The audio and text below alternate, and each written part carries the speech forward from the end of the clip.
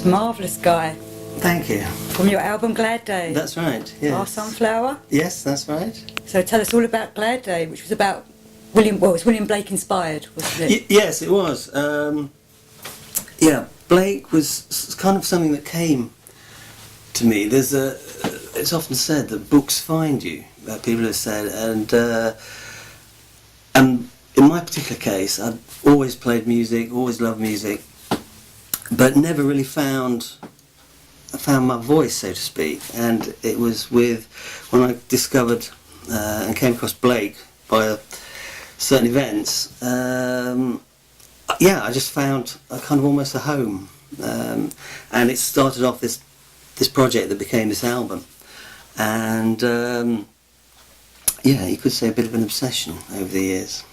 Well, William Blake used to sing his poems, didn't he? And you've That's got right. Opera singers and all kinds of singers singing his words to your music. Yeah, no, it's very interesting actually, because that's right. Because Blake, when you take into consideration his whole character and being kind of this combination of somebody who is quite upbeat about a lot of things, very positive, and yet some of the subjects he deals with are obviously quite heavy, and so you get the story of when he died.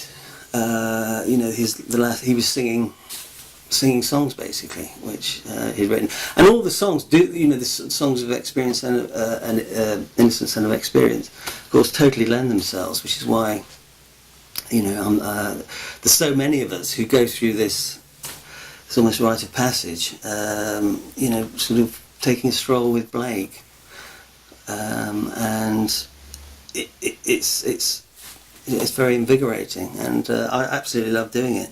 And it came very quickly as well. It wasn't something I had to work on at all. It was kind of it was already there. I think Blake said something about taking dictation. When he was writing, and I think that's something I totally identify with. And that's the thing also. When you do different genres of music, different maybe songs, lyrics, lots of different things. Sometimes it clicks, sometimes it doesn't. But with Blake, it's just a very natural process, and I just found myself totally in a comfort zone and went with it for quite a period of time. From your William Blake album Glad Day, you want to go on to bigger projects with this album and the music you've created. Can you tell us a little bit about that, please? Yeah, sure. Like I said, the Blake started really in 2009. And became sort of all-consuming for a period of time. And then I went on to work professionally in a theatre in Poland, and also other musical activities. And I have to say that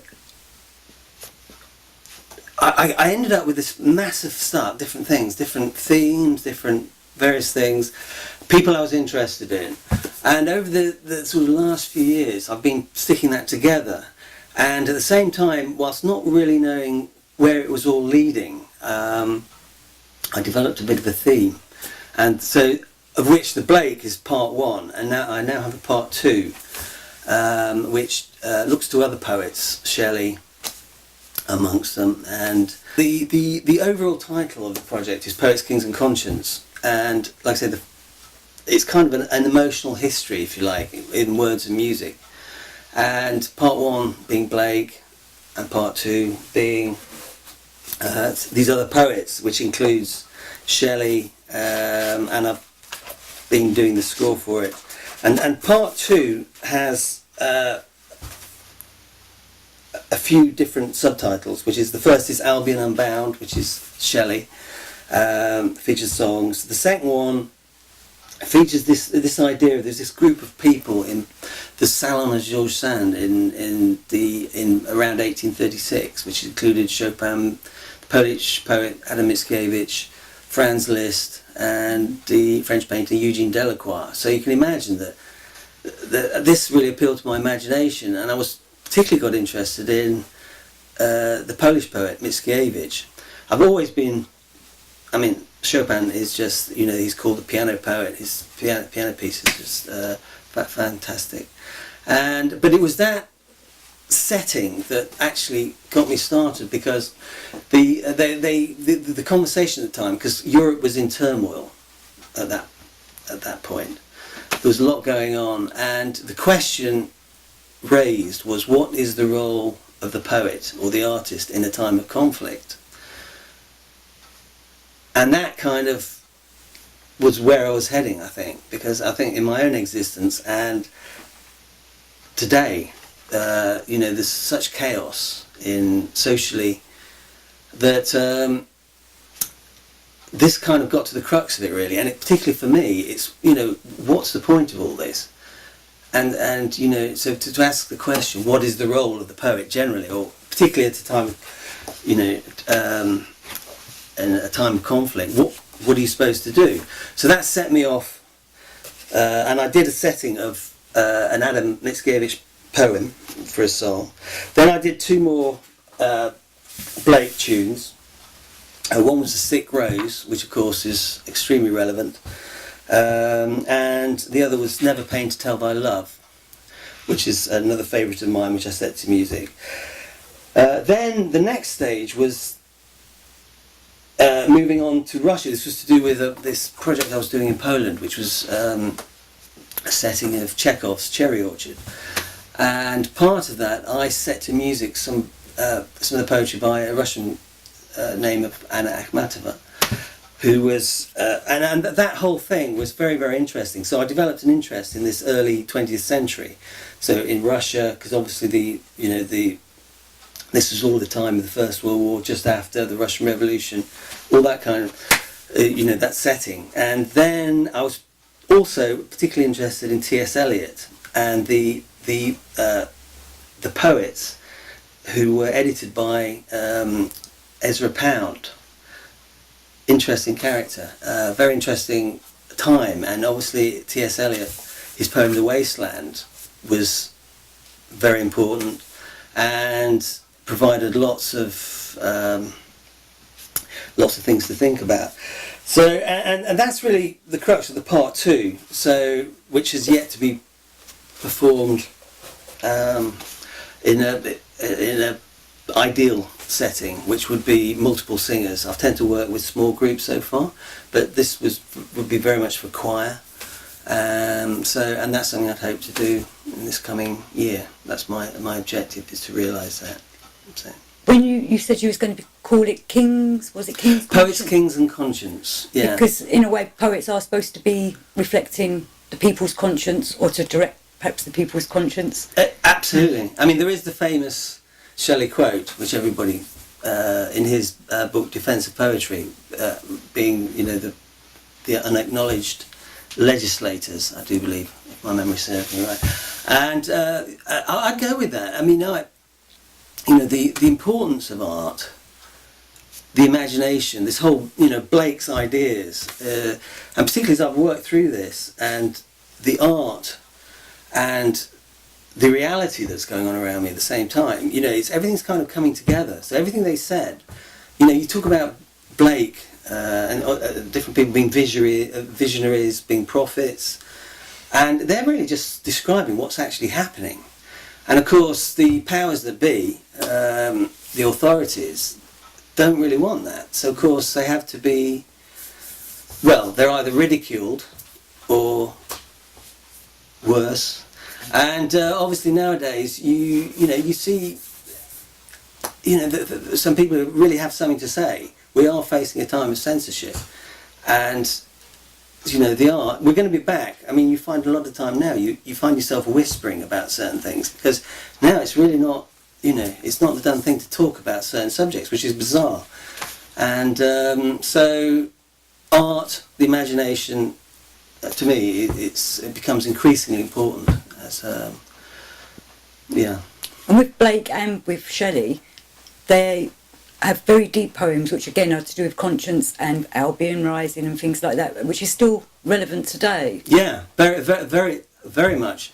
And in actual fact, one of the things that started me off with Blake was I was in the Fitzwilliam Museum in Cambridge, And I went to this school, and there was sort of some strange things, and like we had this, our school motto was Glad Day, Love and Duty, and I was there 7 years, and nobody knew what does that mean.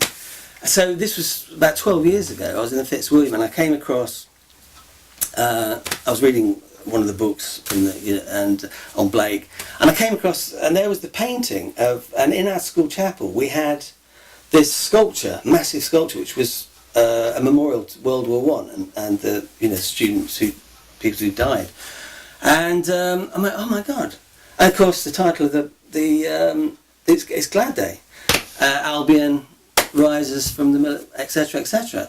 So that was that little time when, again, I've got the hairs coming up on the back of my neck now just thinking about it, because it was almost as though this was being presented as and it did start me off on this whole thing. And I've always been interested in the poetry side of things. Even when I was a kid, I was buying poetry books. Tiger Tiger Bunny Bright, all the popular poetry that you sort of become familiar with. And but the Blakean notion of Albion, it's just so relevant in today, just generally in a divided society.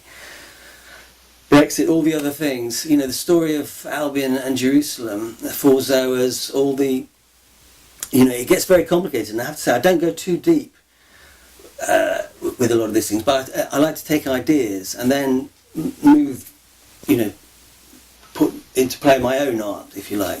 I mean, my own music.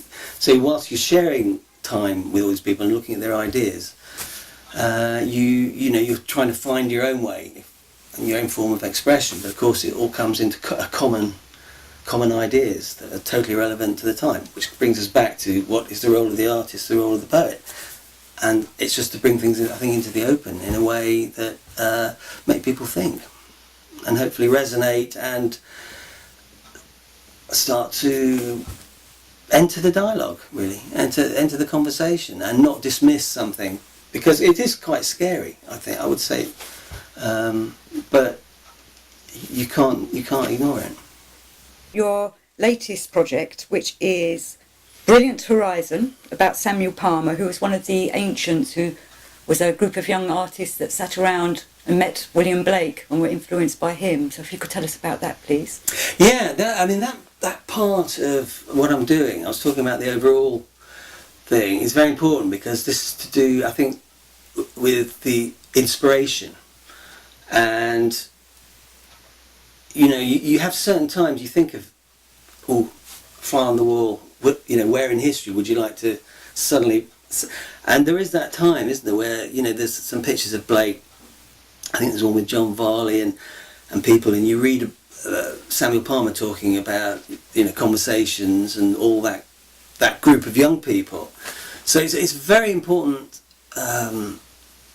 aspect for me, just how one generation passes to the next, the torch, so to speak, and how they then go on to interpret through their own art. And it's what I was saying to you earlier before about, I don't go too deeply into any one person or any collection of art or anything. I think I like to take an idea or different ideas and then somehow mould it in my own way, and because it's obviously made some kind of emotional connection. So through piano playing and everything I do with that, it's very important. So and I have to say that when I went to the Blake exhibition at the Ashmolean Museum a couple of years back, I particularly enjoyed the last section, which was where the ancients were, because I was familiar with Blake. There was a lot of familiar things which were fabulous to see, but that was the thing that I really enjoyed and came away thinking about and have done since. And for instance, the George Richmond, a really interesting thing, because the most inspirational moment I had as a child it's a strange one, because it was a Hollywood biopic on Chopin, and of course, being Hollywood, but for a young child, it was quite powerful because Chopin was playing the piano and there's blood on the keys and all that whole thing. But but the music and the power of the music, and that's kind of, I think, the moment I made I suddenly understood what it was all about and the expression. So Chopin was a big, very important in my day-to-day adventures with music. And so having done sort of been involved in Blake and then the Ancients, I found out that George Richmond attended a concert in Paris, one of Chopin's last concerts, and he was literally carried onto stage. He was so weak, this was. So that is an interesting connection, because obviously, this was Paris. I mean, it wasn't, it's not quite Poland, which is another interest of mine, but it's this connection between these groups of people and like I say, what inspires, if you like. And so you get these moments when you think, oh my gosh, wow, can you imagine that moment of Chopin being carried onto stage playing, and this young artist from Britain who's connected to Blake. So you get this, this kind of just everything is connected. And again, and so the inspiration, the expression of the emotional expression, it's just so important, and I just think people have to embrace it more. So whether you're a performer or a player, you don't have to be. You just have to get away from the day-to-day. I don't like to comment on the state of British television or the newspapers, but just go to the source. Go find out about people. Study biographies. Study about their lives. What inspired them. And there's this whole world which I just think is important to embrace. No, I agree with you. I've been very interested to find out about biographies of people, and I've always been interested in the ancients because of the William Blake connection. Yeah, yeah. But your new pieces about Samuel Palmer are piano inspired of his paintings, is that right? Yeah, I was reading a biography of Palmer, and so at the moment I'm kind of, my existence in music has been trying to scratch a living doing various things, but at the same time, it's the little John Lennon quote, isn't it? Life's what you do while you're busy making other plans. And that kind of sums up my 59 years, really, to be honest, because I'm supposed to be doing something, but of course I'd be somewhere else completely. And so in the case of Samuel Palmer, I was reading this biography. He was on my mind. The ancients were on my mind. Just Googling lots of things, finding out about their lives, the story, the connections with Blake. And I just sat down one day, and as I do, I tend to, most of my music is just improvisations. I then go back and work out what I did, which is a great thing with technology. I think I'd have struggled actually in a different era, because I'd have had to be more disciplined, which I never was. But you can literally plug your keyboard into the computer, and not only do you play and it records, but the score comes up on the music, on the computer. So I did this series of pieces. There was 11 pieces originally. One of them I left out, but so it was very, Palmer conscious, if you like, when I did it. And at the time, I sort of actually didn't think too much about it. And somebody I knew who was looking for music for some library or other was looking for stuff, and I actually said, I've got this series of pieces if you're interested. And I didn't really think about it. I didn't give them titles then. And then that sort of went into history. And then I listened to it recently. I thought, oh my gosh, that's really quite interesting. And I hadn't got a clue what I played. To this day, I don't know what it is. Obviously, I can listen to the music, but I haven't been back to the computer and worked out yet what I was doing.